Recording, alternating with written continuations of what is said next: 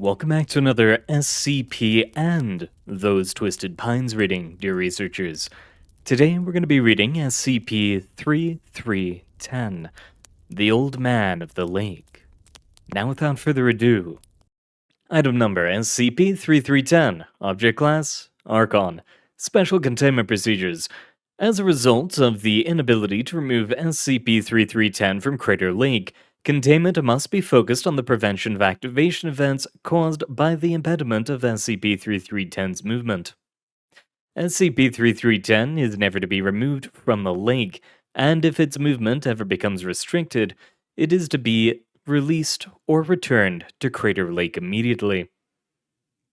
Embedded Foundation agents in the United States Parks Department are to operate the functions of Crater Lake National Park. They're to discourage any physical interference with SCP-3310 and prevent or mitigate any activation events. Such personnel may be recruited directly from Parks Department employees already working at Crater Lake National Park. Submarine exploration into Crater Lake are to be prevented by embedded personnel using their bureaucratic abilities. If personnel are unable to completely prevent a submarine expedition, they are to prevent such expeditions from tying SCP-3310 and instead encourage other methods of controlling SCP-3310's location. Should anomalous or unusual weather patterns occur around Crater Lake, the embedded personnel are to immediately confirm the status of SCP-3310 as free-floating and unrestricted in movement. If SCP-3310 is restricted in movement, embedded personnel are to free SCP-3310. In the event of an activation event, embedded personnel are to locate any resultant SCP-3310 Gamma instances and prevent them from reaching Crater Lake by any means necessary, including termination. Description: SCP-3310 is a 9-meter tall tree stump floating in Crater Lake. And a footnote here. Crater Lake sits within the caldera of Mount Mazama, an active volcano. Mount Mazama is located in Crater Lake National Park, Oregon, USA. SCP-3310 is anomalously able to float upright, with approximately 1.2 meters of the top remaining above the water at any given time. If removed from the water and returned, SCP-3310 will return to this position. SCP-3310 floats around Crater Lake as a result of non-anomalous weather patterns. The restriction of this movement causes two distinct and possibly linked anomalous phenomena, referred to as SCP-3310 Epsilon and SCP-3310 Gamma. Previously, activation events were caused by the removal of SCP-3310 from Crater Lake, but recent activation events have occurred while SCP-3310 remained in Crater Lake. See Addendum A. Both of these phenomena demanifest after the triggering cause for the manifestation is ended. 7 SCP-3310 activation events have been recorded by the Foundation and the American Secure Containment Initiative since 1894. SCP-3310 Epsilon is the manifestation of anomalous weather patterns around Crater Lake. The nature and intensity of these weather manipulation patterns have varied between different activation events, see Addendum A, but generally appear to target or especially impede SCP-3310 Gamma instances. SCP-3310 Gamma is the manifestation of several unknown entities in the area surrounding Crater Lake. After manifestation, all SCP-3310 Gamma instances will proceed to Crater Lake. No SCP-3310 Gamma has managed to reach Crater Lake during any recorded activation event. The reason behind this action, as well as the effect of an instance reaching Crater Lake, is currently unknown. See Addendum C for a theorized explanation. The exact nature of SCP-3310 gamma instances has varied with each activation event of SCP-3310, but have generally been described as dark gray, translucent forms. SCP-3310 gamma instances have varied in form between activation events, but each activation event has only been associated with one type of SCP-3310 gamma instance. History: SCP-3310 was discovered by the American Secure Containment Initiative in 1894 during an attempt to confirm possible reports of a phantom airship in the surrounding area of Crater Lake. And a footnote here. These reports were never proven and are believed to be spurious. ASCI personnel noted SCP-3310 as being unusual and inadvertently triggered the first activation event. 2 years later, in 1896, SCP-3310 was discovered by civilian geologist Joseph Diller. He made note of the object and mentioned it to several other members of the surveying team he was traveling with. In 1902, the results of his survey were released and included mention of SCP-3310. In response, the ASCI joined the lobbying efforts to establish Crater Lake and the surrounding area as a national park, as the increased security and protection of national park status would make containment of SCP-3310 easier. This action was successful, and Crater Lake National Park was formed. Currently, the existence of SCP-3310 is public knowledge due to an incident in 1988, knowledge that SCP-3310 was linked to an SCP-3310 Epsilon event is known, but believed to be superstition or coincidence. The Foundation has been able to introduce misinformation concerning SCP-3310 to explain its anomalous properties of continuously floating upright, as well as attempting to discourage any serious scientific inquiry into the relation between SCP-3310 and SCP-3310 Epsilon. In the civilian community, SCP-3310 is known as the Old Man of the Lake and is a minor tourist attraction of Crater Lake National Park. SCP-3310 has been featured in several news and entertainment media and has a slight degree of fame. Addendum A. Documented Activation Events. September 6, 1894 Activation Event. Clause: SCP-3310 was removed from Crater Lake by the ASCI under the belief that the only anomalous property possessed was the floating in an upright position. Epsilon Event. Fog immediately manifested upon Wizard Island, and then began to quickly spread out to cover the entirety of Crater Lake and the surrounding forest. Gamma Event. Unclear humanoid figures were observed by ASCI personnel. The exact appearance of these figures could not be discerned, but was described as having obvious differences with anatomically correct humans. And a footnote here. Excerpt from the Journal of ASCI Agent Herbert Williams. There were strange figures in the mist. When any of us attempted to approach them, they would shy away from us further into the fog. There was something quite queer about them, however. Some of them seemed to possess too many limbs at a time, and those limbs were far too strong. When we let them be, they seemed to be all heading in a singular direction, which I realized was the lake after the fog cleared. Recontainment. After observing the immediate anomalous change in weather patterns surrounding Crater Lake, ASCI personnel requested permission to return SCP-3310 to the waters of Crater Lake. Permission was granted 30 minutes later, and SCP-3310 was placed back into Crater Lake. As soon as SCP-3310 assumed an upright, floating position, the fog began to recede back to Wizard Island.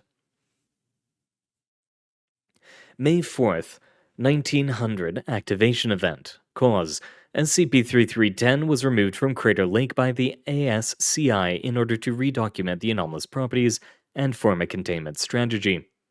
Epsilon Event. Storm clouds manifested above Crater Lake and precipitated an anomalously high amount of water. After Hour 1, 3 meters of rainfall was recorded, resulting in large-scale flooding of the Crater Lake National Park. Gamma Event. A large serpentine entity was spotted moving towards Crater Lake. It was unable to quickly proceed through the mud caused by the rainfall. Recontainment. After seeing SCP-3310 Gamma-2 approach Crater Lake, ASCI personnel decided to abort the experiment and return SCP-3310 to Crater Lake. SCP-3310 was returned approximately 45 minutes after removal. August 19th, 1917. Activation Event. Cause: SCP-3310 was removed from Crater Lake by the newly formed SCP Foundation to reconfirm anomalous properties. Epsilon Event. Wind speeds around Crater Lake began to exponentially increase, forming a vortex around Crater Lake. At the time SCP-3310 was returned to Crater Lake, wind speeds had reached 120 km per hour and were projected to reach 300 km per hour within the next 30 minutes. Gamma Event. A large avian entity with an estimated wingspan of 5 to 6 meters was seen attempting to fly towards Crater Lake, but was unable to sustain flight in the extreme airspeeds and repeatedly crashed to the ground. Recontainment. After 1 hour, Foundation personnel returned SCP-3310 into Crater Lake. December 3rd, 1945. Activation Event. Cause: SCP-3310 was removed from Crater Lake in order to test anomalous properties following the discovery of a note on Wizard Island. See Addendum B. Epsilon Event. Storm clouds manifested above Crater Lake and an anomalously high number of lightning strikes began to strike the surrounding area. 1 hour after removal, an estimated 200 lightning strikes per minute was observed. Gamma Event. A large number of canine entities were seen running in packs towards Crater Lake. The majority of these entities were directly struck by the lightning of the associated SCP-3310 Epsilon Event. Recontainment.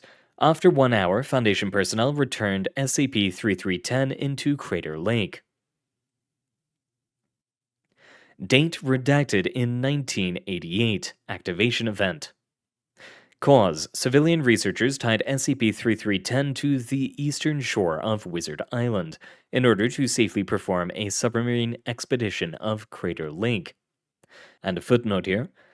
Foundation security around SCP-3310 had become lax after an assessed low threat level. No embedded agents were present at Crater Lake on this date, but the plan to secure SCP-3310 was approved by higher-level embedded agents, not believing anomalous effects would activate. Epsilon Event. Storm clouds manifested when SCP-3310 was moored at Wizard Island. They demanifested when SCP-3310 was untied. And a footnote here. Records of this event lack precision, due to Foundation personnel not being physically present. Gamma Event. Data expunged. Recontainment. Civilian researchers assented to superstition and elected to untie SCP-3310 rather than continue with the submarine expedition as planned. Foundation security around SCP-3310 increased. May 21st, 1996. Activation Event. Cause: SCP-3310 drifted into a natural outcropping and became stuck. Epsilon Event. Storm clouds manifested above Crater Lake and hail began to precipitate. The hailstones were unusually large, ranging from 3 centimeters to 30 centimeters in diameter. Gamma Event. 5 Servine entities estimated to be approximately 2.5 meters at the shoulder, were spotted traveling towards Crater Lake in a small herd. And a footnote here. Embedded field operative Ashley Peterson was able to terminate one instance with small arms fire. The other instances did not react to the death of said instance and continued towards Crater Lake. Recontainment. Embedded field operative Lance Owens quickly ascertained SCP-3310 as the cause of the anomalous phenomena, and was able to free SCP-3310 within 15 minutes of the activation event. July 28, 2005 activation event. Cause: SCP-3310 became entangled in a net that was present in Crater Lake. See Addendum D for more information surrounding the circumstance of SCP-3310 shortly prior to this event. Epsilon event. No other patterns were immediately noticed by embedded personnel. Later geological analysis of Mount Mazama indicated that a brief period of volcanic activity had occurred around the time of the activation event. Gamma event. A large humanoid entity, estimated to be approximately 8 to 10 meters tall, was spotted walking towards Crater Lake. The entity was not noticeably harmed by small arms fire and continued moving towards Crater Lake. Recontainment.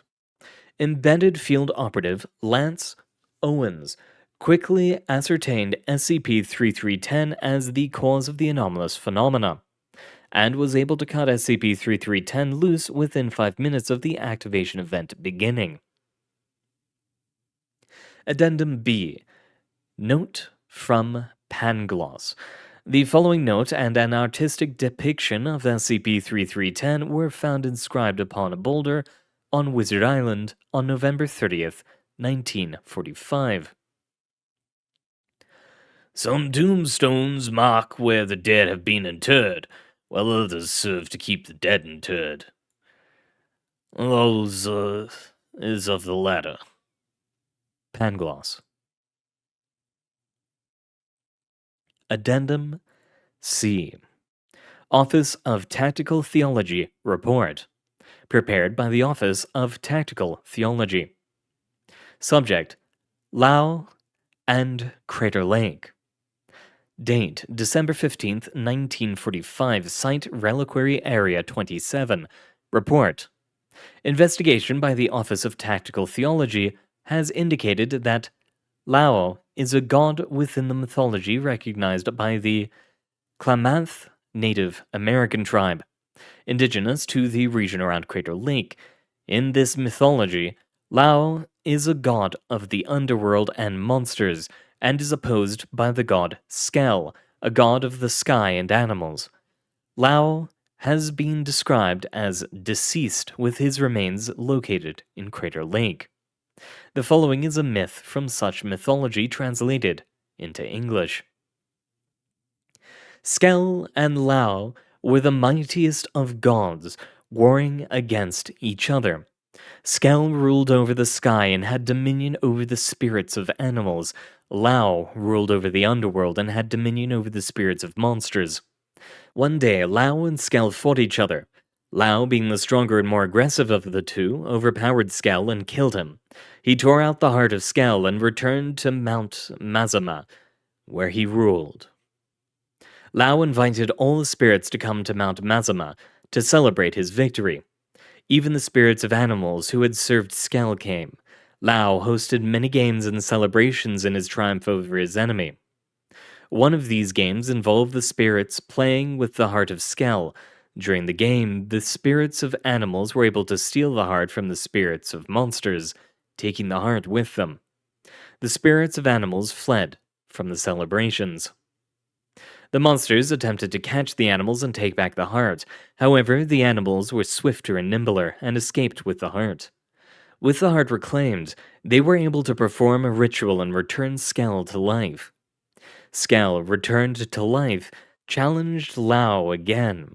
This time, he did not lose and managed to kill Lao. He tore Lao into pieces and cast them into Crater Lake, where the monsters would consume them. believing they of Skell. However, when Skell threw the head of Lao into the lake, the monsters recognized it. Lao's head became Wizard Island. After this, Skell threw the heart of Lao into the lake. The spirits and monsters, despairing over the loss of their masters, scattered to the winds, never to be seen again. The spirits of animals began to walk the world in mortal form, and they rule the world to this day. Additionally, the Office of Tactical Theology has noted high levels of Akiva radiation in the area around Crater Lake, indicating that a god or similar entity may be in the area. Such readings spiked during the most recent activation event, indicating that a divine entity may have been present or active at the time. It is the official recommendation of the Office of Tactical Theology that further testing of SCP-3310 should immediately cease, and that all efforts should be undertaken to prevent future events. Further, it is our recommendation that SCP-3310 Gamma should be impeded by any means necessary from reaching Crater Lake. Finally, as active containment of SCP-3310 appears to be detrimental to consensus reality, we recommend a reclassification of SCP-3310 from Safe to Archon. Addendum D. Current Situation. Reporter Field Operative Lance Owens. Date of event July 24th, 2005.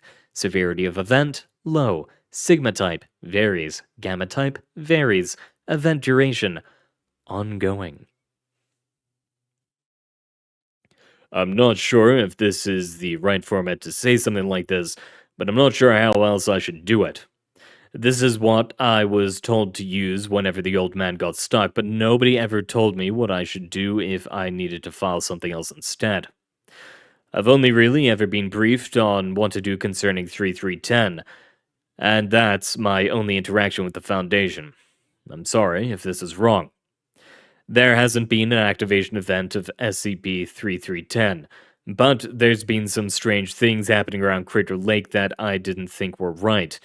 It's a bunch of small things, little tidbits and pieces of information that you aren't really sure mean anything on their own, you know?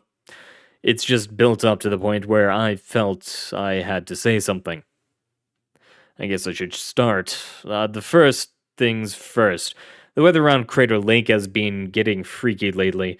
Even when the old man is perfectly fine floating in the lake, there hasn't been anything as big or as huge as a Sigma event, but it's just little things, and I don't know if they mean anything by themselves.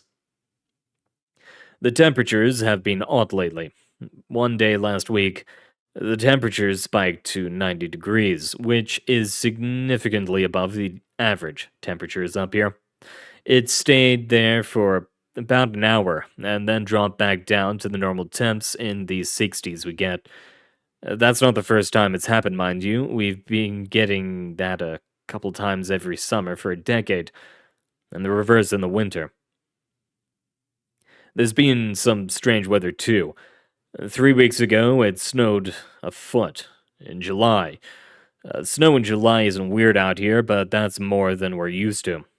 I went out to spot the old man, and I found him in the middle of crater, bobbing along just fine.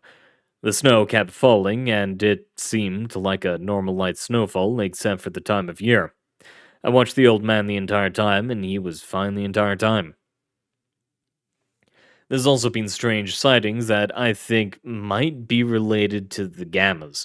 Again, I want to say that the old man has been safely within Crater Lake whenever these sightings took place, and we've confirmed the whole thing as not being because the movements got fucked up.